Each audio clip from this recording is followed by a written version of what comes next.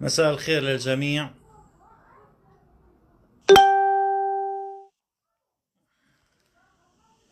اوكي، نبلش.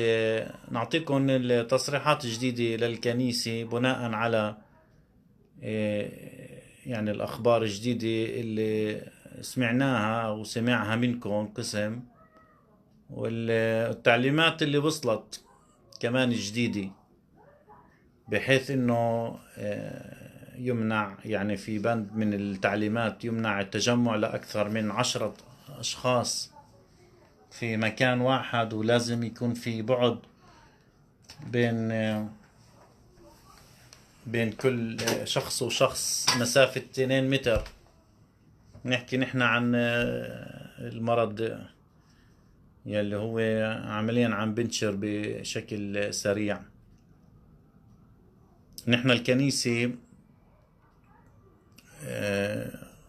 أول إشي صار عنا في حالة وفاة اليوم، وبكرة نحن ملتزمين بالإجراءات يلي طلعناها واتفقنا عليها. مش رايحين ندعي الناس للجنازة، وحتى ما حطيناش خبر عن هذا الموضوع بالصفحات ولا في الإعلانات، حتى يكون الإشي بشكل يعني مجموعة قليلة قلة. بنحب نعلمكم مع الأسف الشديد إنه ابتداء من يوم غد سيتم إغلاق كنيسة مارجريس للروم الأرثوذكس في يافا تل أبيب.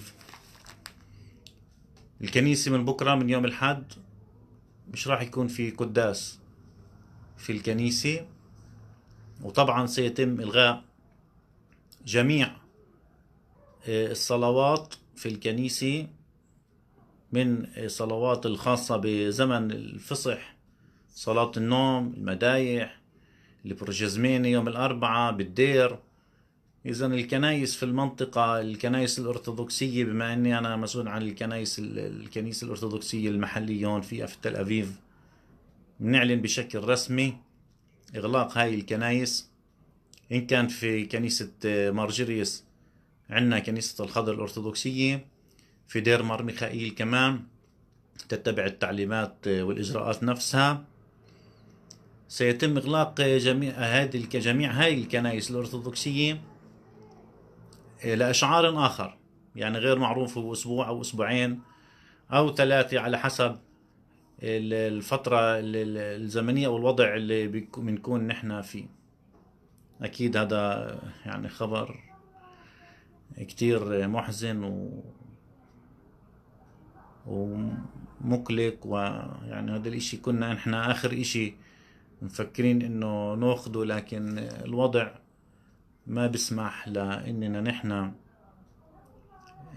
نفتح الكنيسة، حتى ما نعرض ابنائنا، بالاساس ابنائنا، ونعرض نفسنا كمان نحن وعائلاتنا لاي نوع من الخطر. كيف ما انا سبق وحكيت، هاي مسؤولية تقع علينا نحن كرجال دين، مسؤولية كبيرة. ونحن طبعا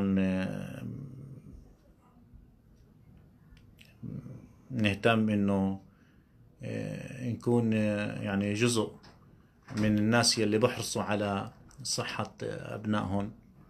وكمان تم اليوم اغلاق جميع الكنائس في الاردن قبل كم ساعة، جميع الكنائس الغربية والشرقية، حتى ايضا المساجد، وايضا في منطقة فلسطين كلياتها ايضا تم اغلاق جميع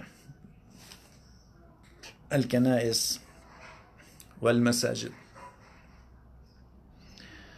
نحن بنخبركم هذا الخبر حتى تعرفوا بهذه الاجراءات الجديدة، وبنفس الوقت نحن بنصلي لكم من بيوتنا، وبنحاول انه يعني اذا في صلوات من خلال البيت نمرق لكم اياها. تابعوا الصفحات، راح يكون في صلوات في بعض المناطق ببث مباشر، إن كان بالتلفزيون أو بالمواصل الاجتماعية. افتحوا على المواصل هاي الاجتماعية أو على محطات التلفاز، حتى يعني تتابعوا وتشاركوا في بعض الصلوات اللي بتشوفوها كتروا من هذه الاشياء، من الصلوات، من الاشياء الروحية. كمان في بيوتكم بخروا البيت دائما، مي مقدسة بالبيت كيف ما انا حكيت كمان. يعني واظبوا على الصلاة في بيوتكم، ما يكون في اي انقطاع. ممكن تكونوا انتم يعني بهاي الفترة بعيدين عنا في الجسد، لكن طبعا في الروح انتم اقرباء مننا، ونحن بنصلي لكم من بعيد، وانتم صلوا لنا كمان واذكرونا بصلواتكم. كمان تنتبهوا بالنسبة في كمان موضوع الناس يلي عم تتشرى وتشتري اغراض، وشايفين في ضغط معين موجود يعني حوالينا واحنا شايفينه وحاسينه. الوقاية مهمة جدا. بتروي عمالكم شوي شوي بإيمان، ما تخافوا، نقلق منيح، يكون في نوع من القلق لكن يكون في مسؤولية، وما نخاف، يكون إيماننا كبير. وإن شاء الله هذه محنة يعني وبتمرق، غيمة وبتمرق. آه هذا اللي حبيت أنا أخبركم إياه بشكل مباشر حتى يوصل لأكبر عدد ممكن. بتأمل إنه يتم نشر الخبر بأسرع وقت، حتى ما يجوا بعض الناس بكرة ويوقفوا على أبواب الكنيسة ويلاقوا يعني ينصدموا، أو ما يتوقعوا إنه الكنيسة تكون مسكرة. بنرجع بنخبر كمان مرة للإخوة اللي فاتوا عم بيسألوا إيش فيه، بنرجع بنخبركم كمان مرة إنه الكنيسة الأرثوذكسية ابتداء من يوم غد الأحد راح تكون مغلقة تماما لأي فعالية دينية روحية أو أي طقس كان، من يوم الحد ابتداء من يوم غد 15/3 حتى إشعار آخر. يعني ما راح نعرف قديش الفترة الزمنية، أسبوع أو أسبوعين، تلغى جميع الصلوات، إن كان يا رب القوات، إن كان صلاة المدائح، إن كان البروجسميني، أي ذكرانية. حتى في عنا ذكرانيات في البرنامج خلال أسبوع أو أسبوعين تلغى جميع الصلوات وجميع الذكرانيات، 40 أو 6 أشهر أو السنة. وتكتفي الكنيسة بالجنازة فقط في المقبرة. في عنا حالة وفاة كيف ما أنا ذكرت، تم اليوم في حالة وفاة ونحن بدناش نعلن عنها في الصفحة هون، لأنه بدناش يكون في حدا اللي يروح ويحضر الجنازة. بكرة في عنا جنازة في المقبرة رح تتم بشكل بسيط جدا، 10 دقائق أو ربع ساعة من الصلاة. سفنا نخبركم هيك أخبار، لكن نتأمل إنه تتعاونوا وتتفهموا الوضع، إنه هذا بالأساس هو لمصلحتكم يعني الخاصة. وإن شاء الله بنشوفكم بالفرصة، يعني أيامات القريبة تكون هذه يعني الفترة هي فترة قصيرة، ما تكونش فترة طويلة. نرجع بنذكركم انه التصريحات الاخيرة انه بتمنع لقاء اكثر من 10 اشخاص في منطقة واحدة. ابتداء من يوم غد سيتم اغلاق جميع المطاعم والمقاهي، يعني الاماكن اللي بتجمعوا فيها الناس. طبعا انا ما بذكر على المحلات التجارية الثانية مثل السوبر ماركت، الدكاكين، هاي كلها راح تكون موجودة وتقدم خدمات لإلكم. في كمان بسرعة اتصلوا لي تلفون اليوم المحلات هاي المطاعم اللي راح تسكر، وقدموا لإلنا للكنيسة، حكوا معاي وقدموا مساعدات بما انه راح يسكروا خضرة وشوية شغلات، يعني اللي هن خايفين انه تكون ضل بالمحل هالجمعتين 3، بما انه بدي يسكروا جمعتين او 3. قدموا هاي لإلنا للكنيسة. فنحن كل واحد يعني ما قدر يشتري او ناقصه اشي بالبيت بحب انه يعني ياخد من هاي المواد اللي وصلتنا.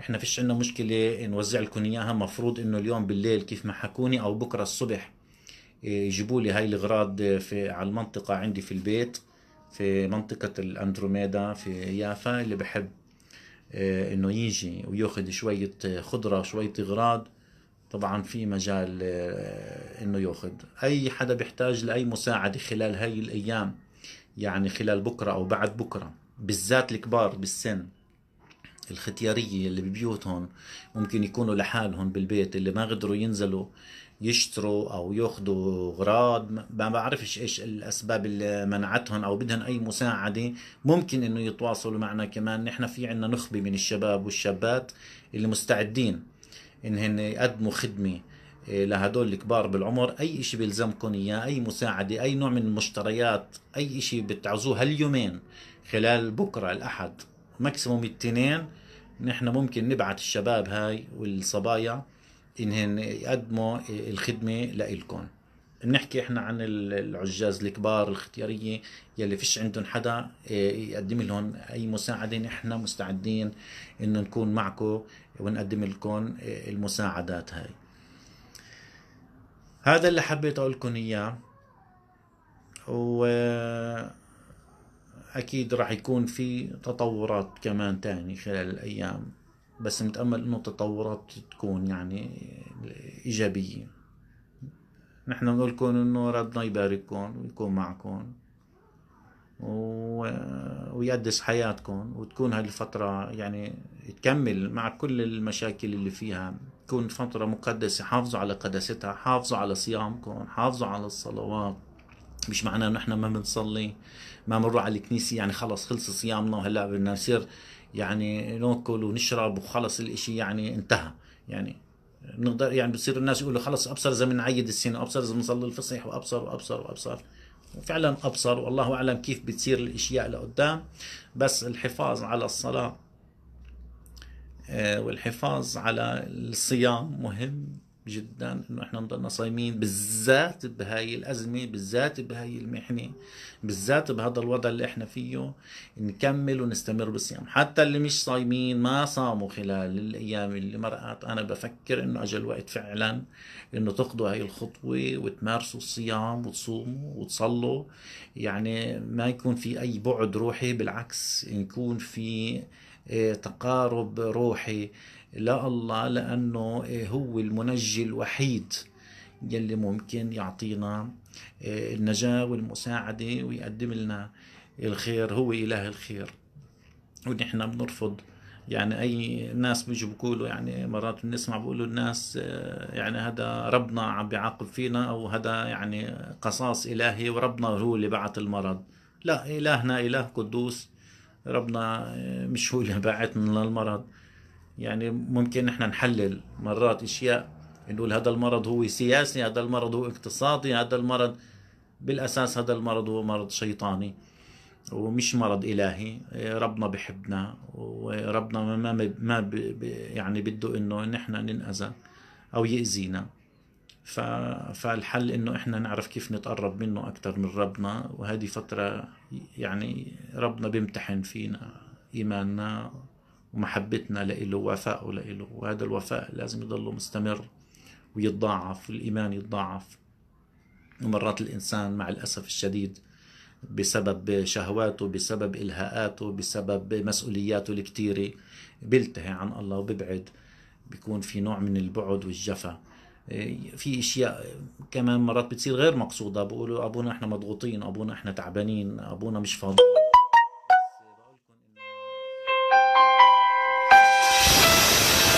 بنقولكم انه آه، انه ربنا بحبكم وربنا معكم، ونحن لازم يكون لإله أوفياء ومحبين ومطيعين، ونقرأ الكتاب المقدس، نقرأ تعاليم الآباء الروحانيين حتى هن يكونوا لنا درس، ونعرف كيف نعيش مزبوط بطريقة روحية. أنا بعتذر منكم لأنه عم بيجيني كتير اتصالات شكله ورسائل كتيرة كمان على الخاص، وعلى هذا التعميم هو تعميم من الكنيسة الأرثوذكسية في يافا، بتم التنسيق أيضا مع البطركية فيه. بعرفش إذا بتعمم على يعني على باقي الكنايس، بس أنا بفكر رح يتعمم على باقي الكنايس المحلية يعني في الدولة. إنما هو تعمم بشكل رسمي في الأردن وفي فلسطين. تم تسكير أو إغلاق جميع الكنائس الكاثوليكية والأرثوذكسية وأيضا المساجد بسبب تفشي المرض، ويعني انتشر بهذه السرعة وبهي الصورة. نعتذر منكم جميعا على إذا هاي الإجراءات أزعجتكم، أكيد أزعجتكم، أزعجتنا إحنا كمان، لكن نحن مضطرين لنأخذ هذا القرار، لأنه الإشي مقلق زي ما أنا حكيت، ونحن بالأساس بنحافظ على صحتكم، وبنرفع صلاتنا للرب يسوع المسيح المخلص إنه يخلصنا من هالمحنة بأسرع وقت، ونرجع للحياة العادية تبعتنا، ويكون لنا نوع من الدرس يعني الروحي، حتى نكون أقرب لربنا. ربنا يبارككم، يكون معكم، ونطلب منكم صلواتكم زي ما أنا ذكرت. وبنوقف كل الفعاليات مرة أخرى، بنقولها، بنوقف كل الفعاليات الروحية والدينية والصلوات، ونكتفي بس بالرسائل على التلفون. ونطلب منكم كمان يعني إنه ما يكون في أي طلب من الكنيسة مننا نحن كخوارنة كرجال دين، إنه يكون في زيارات بيتية أو أي نوع من مرات تلفونات، مشاكل بين الزيجان وبين النسوان لا، يكون الاشياء بس الضرورية، الاشياء الطارئة والاشياء اللي على قد مهمة. نعم نحن جاهزين انه نرد عليكم، جاهزين انه نسمعكم. اذا اضطر انه الاشي يكون في زيارة طارئة في احد البيوت، نحن كمان منلبي ومنزور، بنعمل اشياء فقط الطارئة والمهمة. فبنعذر منكم من جديد، وربنا يبارككم، والى اللقاء.